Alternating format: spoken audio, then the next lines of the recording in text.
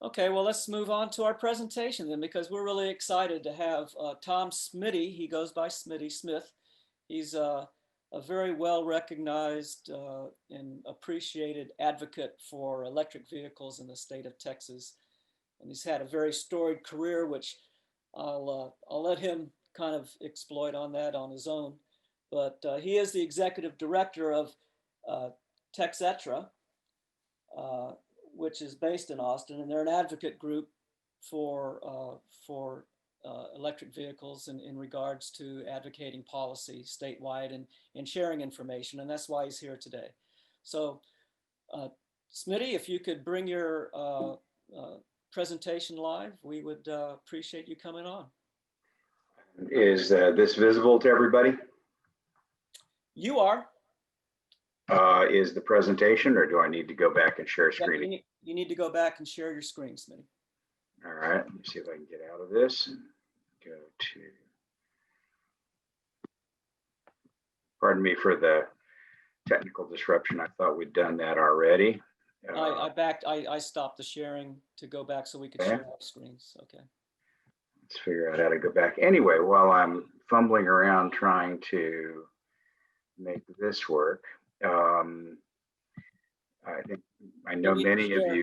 Yeah, you need to share, click the share down below, and then on your screen, make it your screen, and then go into your PowerPoint. Working on that. Where I am now is in looking for the right place to make the Zoom come back live again. Okay. And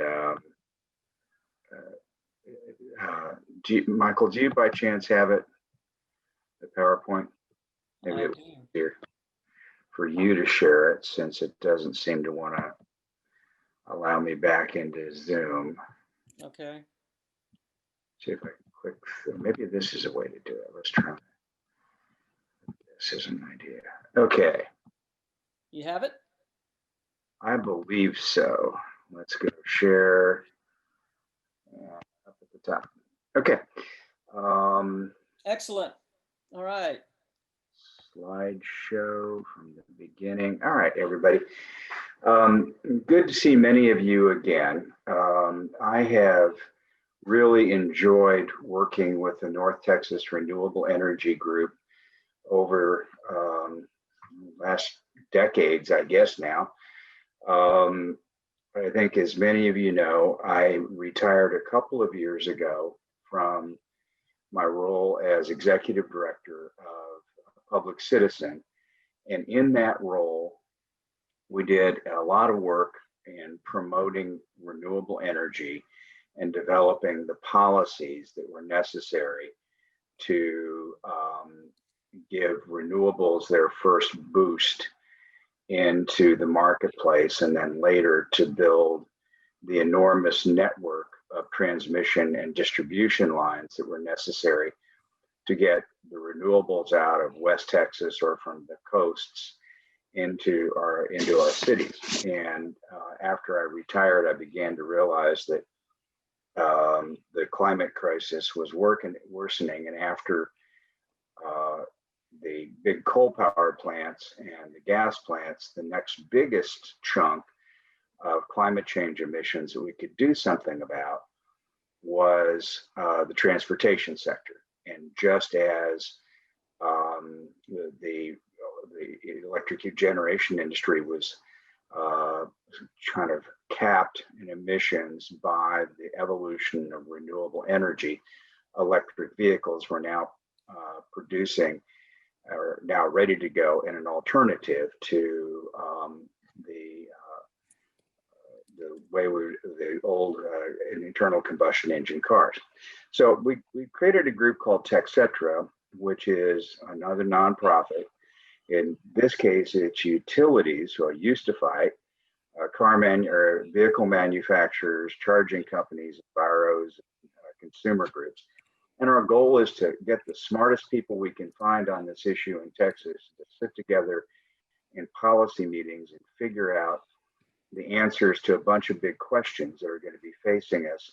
And we figure we can come up with about 90% of the answers, and about 10% is going to have to be either figured out by the legislature or regulators. And so if we sharpen those questions, we'll get the right answers, as opposed to allowing some 20-year-old that doesn't know much about the subject to try and come up with legislation to fix it.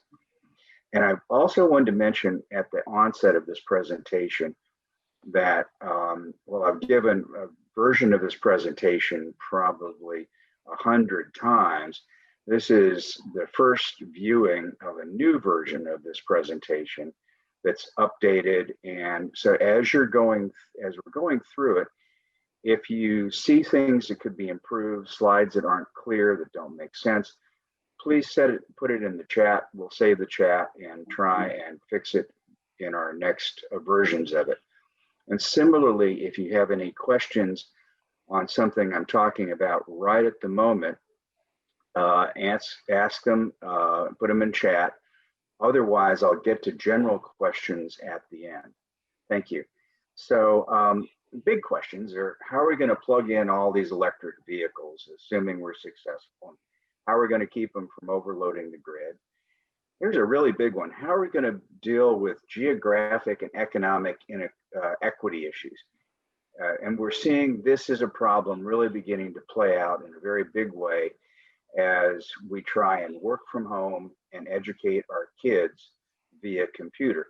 And what we've discovered in the state of Texas is about 1/3 of us don't have adequate broadband internet to be able to handle those demands. And so if we don't come up with a solution to this problem soon, we're going to have the same problem with electric vehicles. What consumer protection should be in place? How are you going to know what you're getting charged when you roll into a charging station, or what hidden charges there might be? And then another big one, how are we going to recycle the batteries or reuse them? Now, why are electric vehicles transforming the market, not just here in the US, but more rapidly across the world? First, because they're a tremendous pollution reduction tool.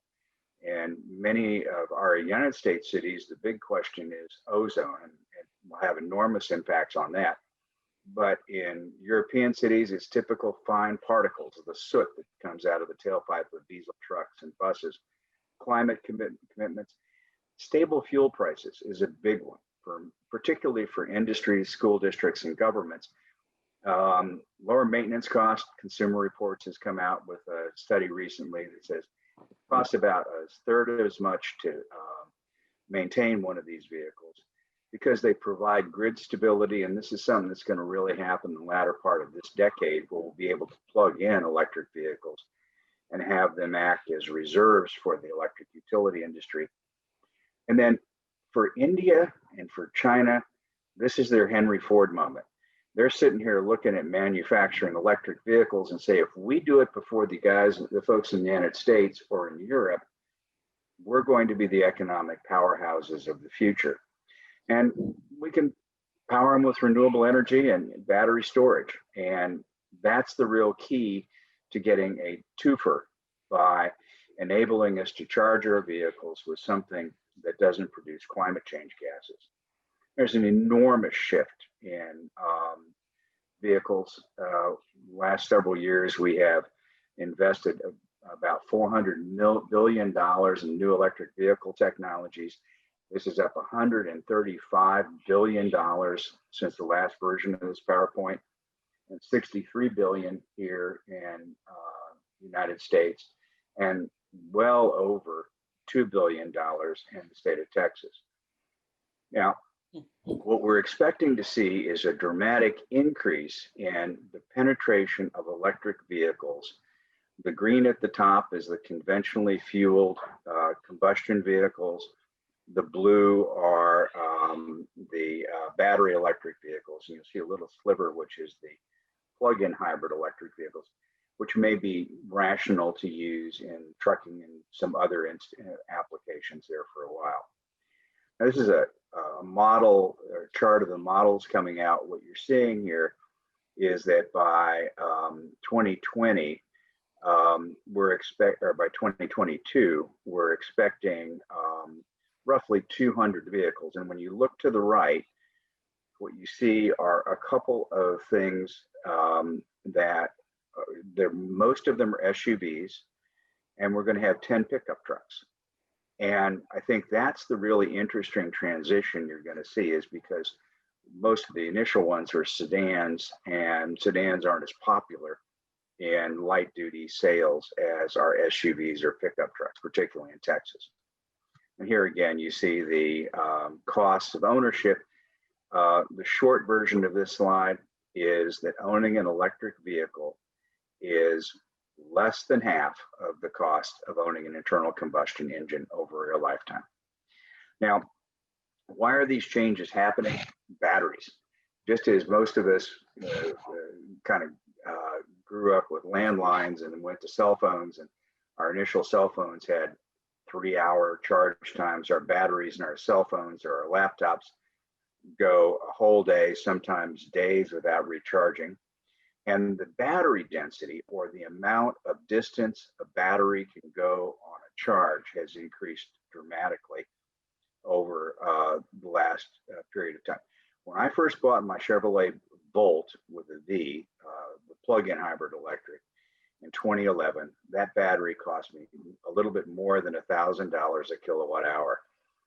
Now that price is down to about $150 a kilowatt hour, and it's expected to hit $100 a kilowatt hour in 2022 to 2025.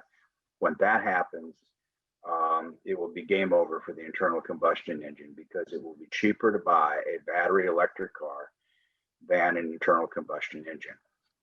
Now, a lot of people say, well, that's not going to happen. It's, you know, the oil and gas companies are too embedded. And yet in many of our lifetimes, we have seen a tremendous technological change. Now, I'm old, but I wasn't around when there were horses and buggies, but my grandparents were. And my grandfather bought his first electric vehicle in 1914, and it was driven for more than 20 years until he died in 1934. I grew up in the era of radio. We didn't get our first TV until I was 7. Landlines to cell phones, desktops to tablets. And when I came to Texas, there were 40 years ago, there were a couple of solar cells on university buildings. And now we're number 1 in the country in terms of renewable energy production, and number 5 or 6, depending on what chart you read, in terms of renewable energy. And it is expected by the mid-2030s that we will be in a position where the majority of our energy in Texas is produced by renewables, and that could happen faster depending on what goes on in Congress. Now, how fast is the revolution going to come here, or evolution going to come here? There are 3 basic studies that people rely on, and a whole bunch, more than a dozen studies that are all within these bounds. The most conservative, which shows 2% by 2030. The BNEF, Bloomberg New Energy Futures Analysis, says 7%. The number that we are really fascinated with is looking at how fast the transition came between sedans to SUVs. And as the SUV market begins to develop in electric vehicles, what you see is about 15% of new car sales. What that comes out to is about 40% of light duty vehicles by 2030. Now, many of you are very concerned about the climate, as I am. We need to up our game and get to about 70 to be able to meet the Paris Accord climate commitments in the state. Now, interestingly, while This is Rosa. There's a question on the chat that EVs will drastically reduce the gasoline taxes in the future, and what tax replacements are being considered that would still be EV friendly. So I'll come to that at the end of the presentation, or toward the presentation. Thanks for the question. It's a good one. One of the reasons that this is changing so quickly is something hidden from most of us. Just as the cost of fuel for an electric vehicle for light duty vehicles is about half the cost of the cost of fueling with internal combustion, what's surprising is the impact of the fuel cost on the heavy and medium duty fleet. To go 200 miles in a diesel truck is going to cost you $100. An electric vehicle, $23. That's what's really going to transform the market. Now, the numbers here are also probably too conservative. If you think about the duty cycle of most of the delivery trucks that we see driven by Amazon or UPS, what have you, they sit and idle 65% of their life as they're running up and putting a package on your door and then coming back. They drive a half a block, do it all over again. And so if you can go to an electric vehicle that's only engaged when the vehicle is ready to move, it needs to be moved, you can save even greater energy costs. And that's what's got the big delivery fleets, whether it be the Amazon or UPS style trucks, or the folks who are driving delivery vehicles, diesel delivery vehicles to the gas station to offload all the potato chips that we consume. That's really where the big cost savings come in delivery fleets as well. Now, how are we going to charge them? Most of us are going to charge at home. And today, most of us charge with 120 volt level 1 charging station. And multifamily residential, that's a problem because we really don't have that developed yet, but there are currently grants available if you're interested or know somebody who lives in multifamily to pay a little bit more than half the cost of a charging system. And that's typically going to be what they call level 2 or a fast charge or faster charge. My level 1 charger that I got when I bought my Volt will charge my car overnight in 8 hours. My level 2 will charge my car in about 3 hours. And then at our workplaces, you're going to probably have a lot of the level 2 chargers. But when you really start to use a lot of energy is in the fast chargers. Those things that can charge, depending on the vehicle, 40 minutes or so to get a full charge. And that's going to use a lot of energy, maybe the size of a convenience store if you've got 4 chargers, amount as a convenience store if you've got 4 chargers. But if you then start to look at the highway fast chargers, you have 4 of those sitting on a pedestal, charging a truck or charging your Tesla. That's going to take about as much energy as a Walmart. And so you start to think of having truck stops with 3 or 4 of these pedestals, 12 charging plugs on them. That's going to be the size of a small town. And that's going to be a lot of energy we're going to have to figure out how to provide to these charging systems. Now, hey, Smitty. Yeah. It's Michael here. There's an interesting question, which is very apropos for what you're talking about right here. And the question is from Philip Timmons, and he's asking about electric roadways. Do you have any insight or comment on that versus these individual charging pedestals systems? Yeah, so that's clearly a technology that's emerging and very exciting. And thanks for bringing that up. There are experimental electric roadways going in Germany, as you might expect, Norway, and some in Asia. And as many of us who lived in urban areas in one point in our lives know, that's the way electric transit trains, the metros run. We have a third rail running right down the middle of them.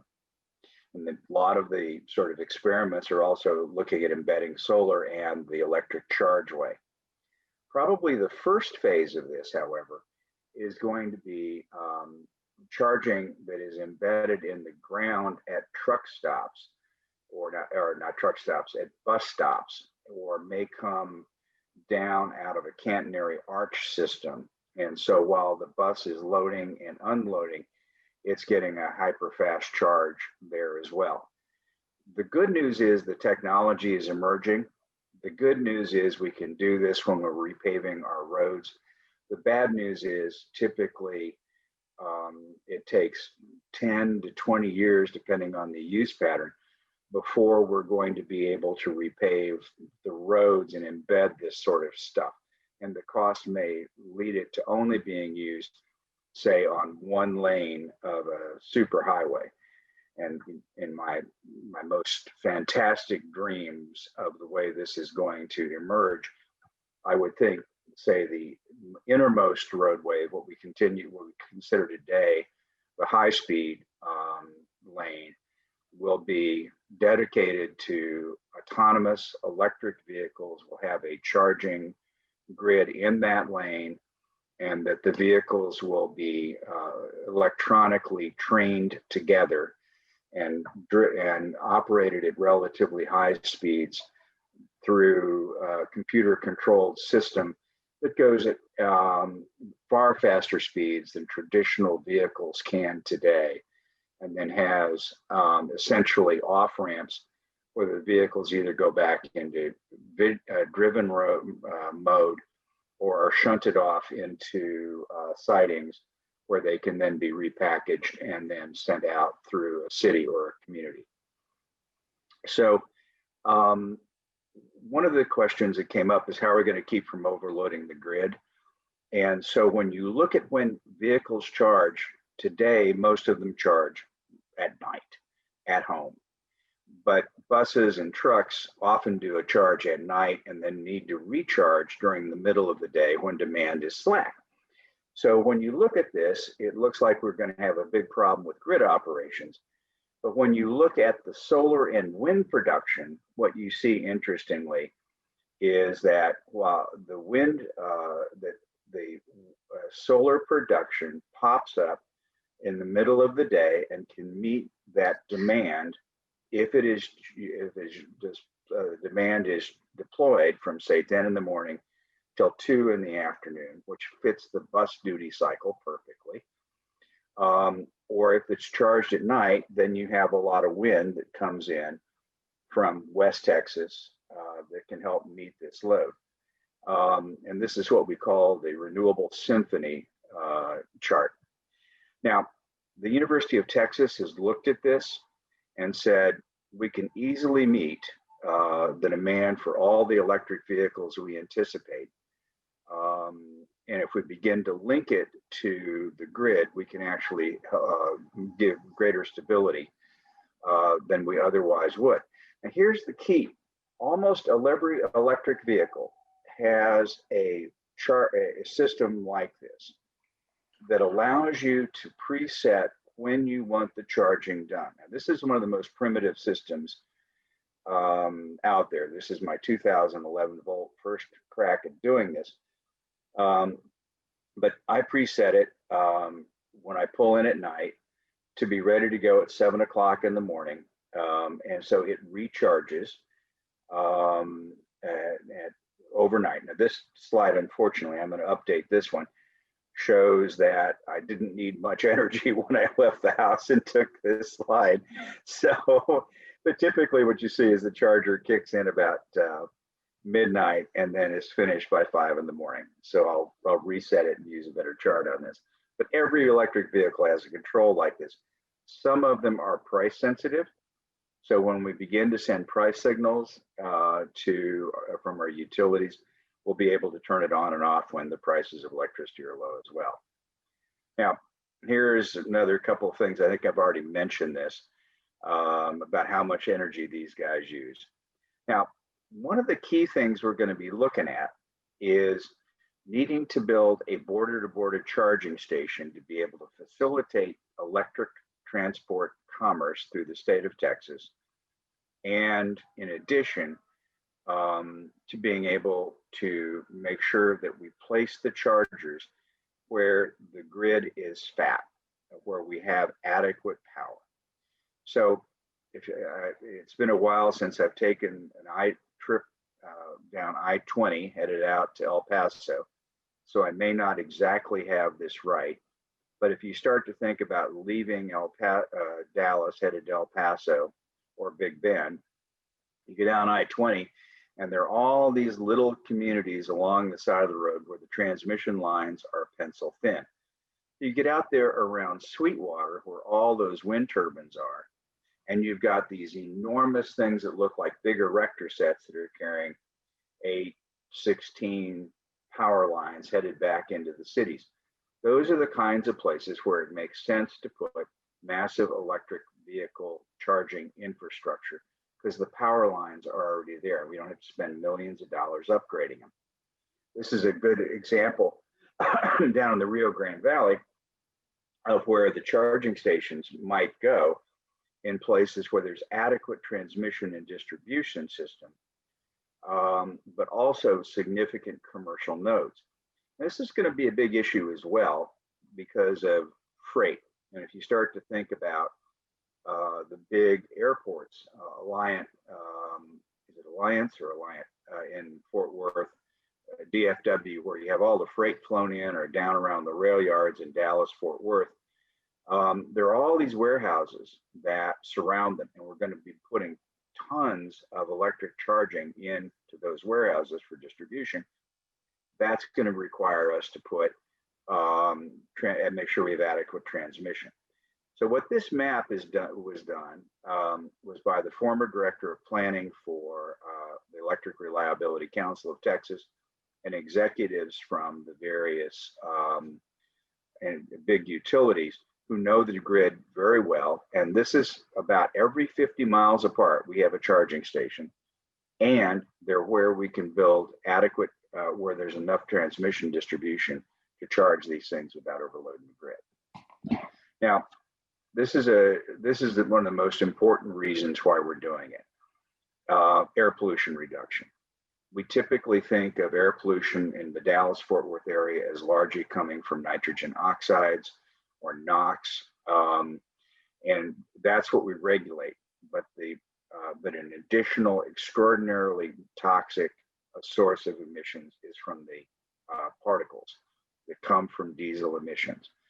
And so we had an analysis done by the University of Houston and discovered that if we electrified 35% of our cars and trucks, we could reduce air pollution by 50%.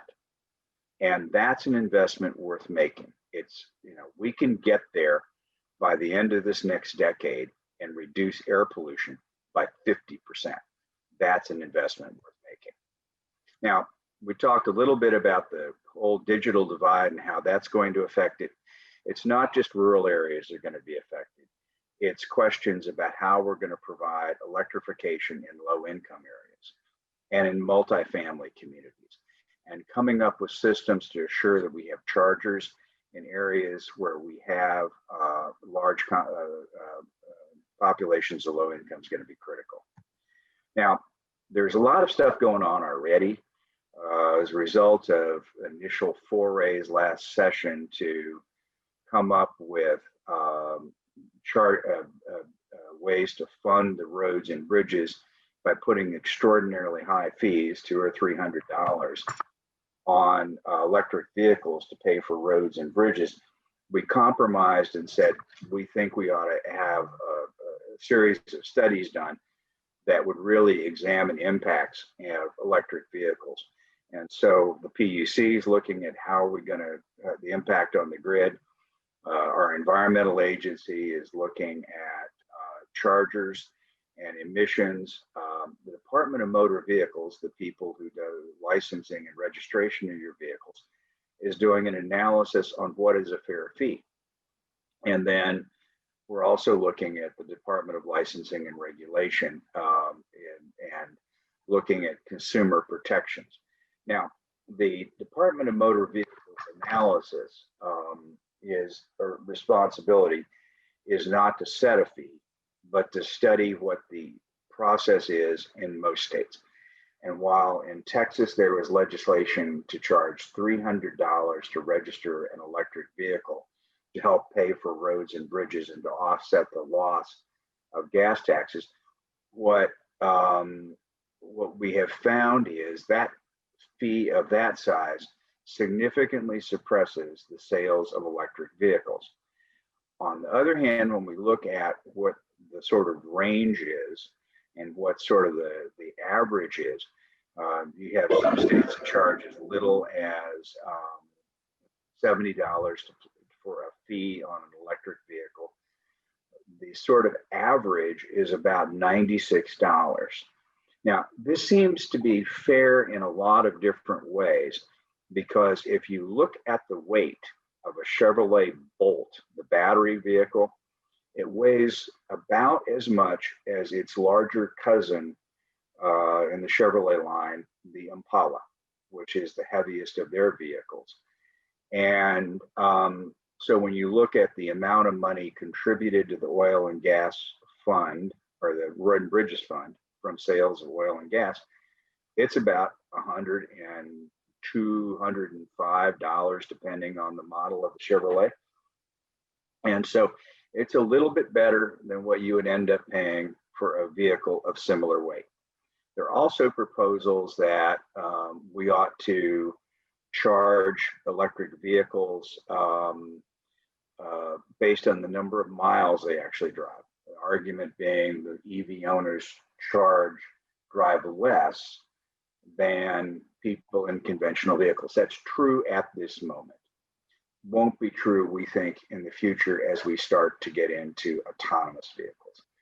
And there's a lot of resistance that people have over losing privacy rights. I don't understand it, because we're looking at is total miles driven, and we already get that every time you go in to get your car inspected. They write down how many miles you've gone. But practically, the cost of upgrading the software and at Department of Motor Vehicles exceeds the value of the revenue coming from an electric vehicle. And they are looking at a major upgrade in that system in about 4 years. And so we think it makes sense just to come up with something we can compromise on at this point. In 4 years, we'll have a significant number of electric vehicles. We'll have better data sets. We'll have better technology on the electric vehicles that enable us to really figure out usage patterns, and the range will go up. So we'll know more about how many miles these vehicles are really being driven, and can make a better set of choices at that point. So we're looking at legislation, the Public Utilities Commission. We're looking at. There's been a request from the audience to go back to the previous slide. Okay. And that was from Jennifer Lane. Is that the correct one, Jennifer? Oh, the one before that, please. One before that, okay. That one? Yes, that one. Okay. Just know that this is being recorded, and the slide deck will be available on the NTREG website afterwards. So anyway, did you have a particular question on this slide? No, just looking at the visuals there, what was going on. Thanks. Yeah. So the one thing that I find really interesting is the street side charging, and I was like, what's that? yeah, and these are dedicated chargers we're showing here in this particular slide. The other one the other technology that's readily available and being experimented with in Los Angeles and Seattle, I think it is street light chargers. And the vision is to put a charger at about every block and utilize essentially the leftover power in the street lights, both because they aren't on during the day when people downtown would be charging, but in other areas, they would certainly be charging at night, eliminating that advantage. But when we were younger, most of the street lights were mercury vapor or sodium vapor, and we've now gone to LEDs, which, depending on the technology, use 1/3 or 1/10 of the energy. So we have large direct current energy, typically, not always, but typically, in the streetlight system. And that really is advantageous because it's DC as opposed to AC.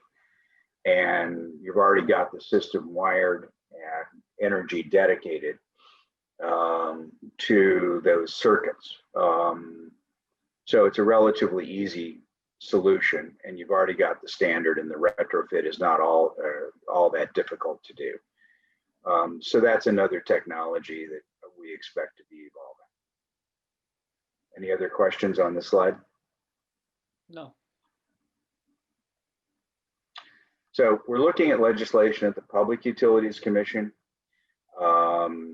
Department of Motor Vehicles, road use fees, TxETRA, signs for charging and rest stop charging, TCEQ, changing the incentive program we currently have for light duty vehicles. Today, if you go in and buy an electric vehicle, you get a form you fill out, you send it to the state, and 6 weeks later, they send you a $2,500 check. We think it ought to be paid at the time you purchase the car. It'd be administratively more easily accomplished, and the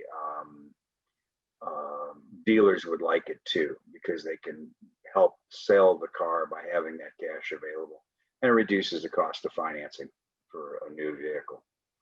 And then we also want to be able to come up with a way to enable them to spend the money should there be, no matter which party wins, that there is talk about an infrastructure bill that would help fund electric vehicle charging and battery recycling standards.